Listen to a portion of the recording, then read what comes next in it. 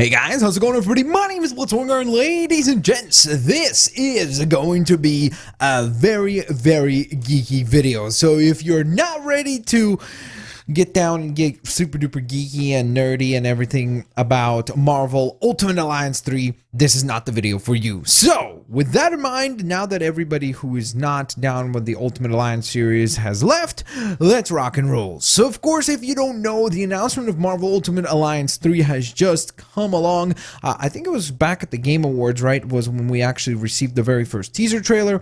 And it was one heck of a trailer. There was quite a few surprises within the trailer itself. First and foremost, of course, Marvel Ultimate Alliance 3 has been a game that many of us, Marvel fans and just video game fans, have hoped to see for quite a while now. I think Marvel Ultimate Alliance 2 came out way back in 2009, I think. So it's been almost, I guess technically, by the time that this game will come out, it's been 10 years, which is crazy.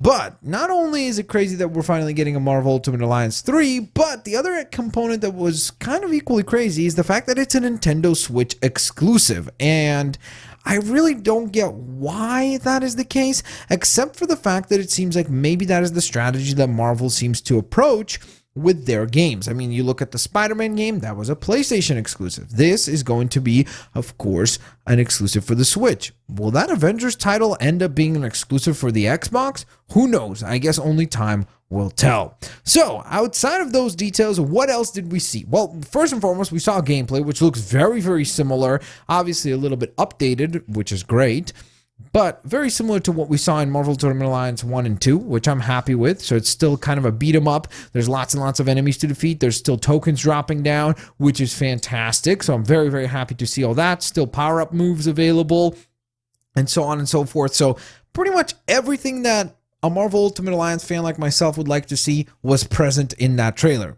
But then in addition to that, we got to see a whole lot of characters. So what I jotted down was 32 characters, at least that's at my count. Now again, I will also clarify this.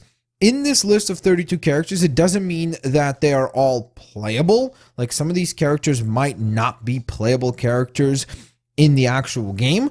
But I would not be surprised if they all end up being playable just due to the fact that Marvel Ultimate Alliance 2 had a massive roster, and this game has to at least equal that. So I think that we can certainly expect a roster of maybe 35, 40 characters. I think that is a pretty reasonable goal to target for Marvel Ultimate Alliance 3. And with that in mind, let's get rocking and rolling. Or I guess, the Black Order, because that's the actual title of the game. So let's rock through the character list. I want to hear your opinions at the end of this video. Let me know which of these characters are you looking forward to actually playing as most, because this is also going to be, at least from my recollection, if you don't count any of the mobile games, because obviously we've seen some Wolverine and X-Men and Fantastic Four updates and things like Marvel Future Fight, but as far as like standalone releases and like more traditional games, this is going to be the first game that we get where we see the X-Men and the Fantastic Four brought back into the Marvel universe and back into the Marvel video game universe. So I think that that's really cool. So let's start the list, shall we? Because I've been teasing this long enough. So first and foremost, let's start with the Guardians. So they all appeared in the trailer, and they were all there. So we saw Nebula, Star-Lord, Drax, Rocket Raccoon, Gamora, and Groot. I actually really love that the designs for the game almost seem like kind of a mix between the MCU designs and then also kind of a comic book design. Like, for example, I really like the Star-Lord design that they have. He looks really cool. I think that Groot looked really neat. So I love that they were able to kind of almost borrow from both things, both the films and the comics, and kind of come up with their own unique look. So big fan of the fact that the entire team of the Guardians is there, including Nebula, which was kind of a nice surprise as well. Now, sticking with the space-like characters, let's take a look at the Thanos squad, aka the Black Order. So we had Black Dwarf, aka Call Obsidian. So he looked ginormous. I'm sure he's probably going to end up being like a boss fight in the game, just based on the fact that it's called, again, Marvel Ultimate Alliance 3.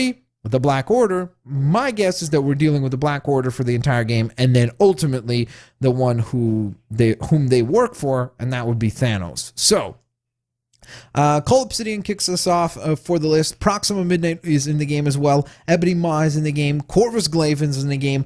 Thanos is in the game, who actually concludes the trailer in a very epic manner. But then also, the other cool addition is actually Supergiant, who is a member of the Black Order, but wasn't a character that appeared in the MCU yet. But I do have a theory about that, actually, because I wouldn't be surprised if it ends up being that's, well, I'm not going to discuss that. But let's just think of the fact that Supergiant has mind control abilities where she can distort your basically inhibitions and make you turn on your friends and so on and so forth, which in some ways you could kind of say that Peter Quill did that, right? In Avengers Infinity War. So yeah, either way, let's carry on, shall we? So speaking of Avengers, let's discuss the Avengers that were seen in this particular trailer. So first and foremost, we had Nick Fury. So obviously you got to start with the guy who puts the Avengers together.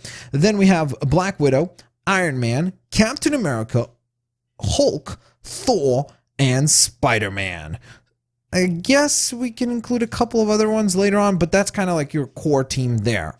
Now, from there, now we're going to go into the Spidey villains because I bunched them up together. I think I did at least most of them. So we had Sandman, Kingpin, and Green Goblin. So those were 3 characters that appeared there, which is fantastic. I'm very happy about that. That would be cool if either you fight against them or you get to play as them. Either way, that sounds pretty fantastic. Now, let's continue onwards and forwards. Now we're going to kind of start in more of a scattershot approach with just the rest of the characters.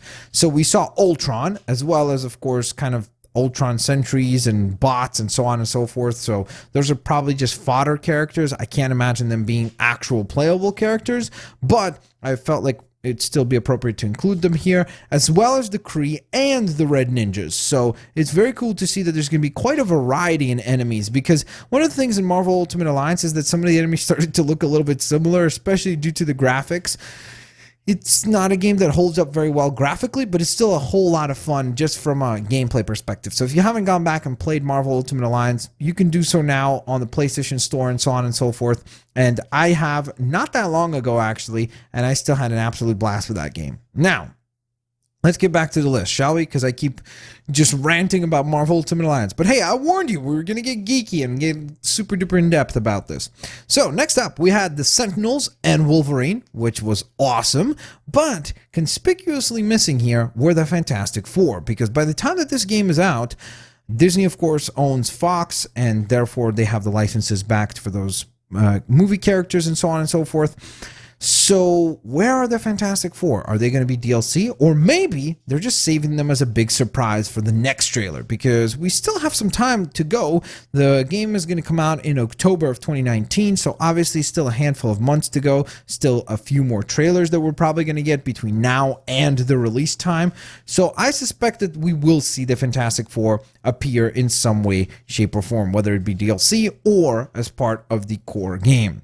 So let's move on to Ronan the Accuser, who looks really cool, Scarlet Witch, Lockjaw, Falcon, and last but certainly not least is Crystal. So that is the entirety 32 character roster that I was able to spot from the trailer. Again, if I missed some characters, you can let me know down in the comment section below which one I missed. But most importantly, I want to hear your opinions and thoughts on the characters that are there, because this is a pretty stellar roster. Now, again, you could make the case that most of those villains are not going to appear here. So if we counted just the heroes, we would have what? Nebula, Star-Lord, Drax, Rocket Raccoon, Gamora, and Groot. So that makes 6, right? Then we have Black Widow. We have Nick Fury, Iron Man, Captain America, Hulk, Thor, Spider-Man. So that makes 13 total heroes. I don't think they're going to let you play as like Sandman, even though sometimes he has been kind of an anti-hero. Let's include, let's say, Wolverine in that list, right? That would make sense. Scarlet Witch, again, she's been an anti-hero as well because she has been a villain before, but it seems like she's probably going to be a hero. So we're going to make that 15. Lockjaw is 16. Falcon is 17. And Crystal will be 18. So that gives us about 18 heroic characters. Everybody else seems to be a villain, so maybe they're not going to be playable in the game, but at least they will appear, which means that they're probably going to be either mini boss fights or proper boss fights that we get to deal with. Either way, I want to hear your opinions, your theories, and your thoughts on Marvel Ultimate Alliance 3, The Black Order, down in the comment section below. Thank you so very much for watching today's video. I hope you guys enjoyed it. If you did, please don't forget to hit that like button, subscribe, and I'll catch you guys here next time. Peace out. See you later, alligators. Bye-bye, everyone.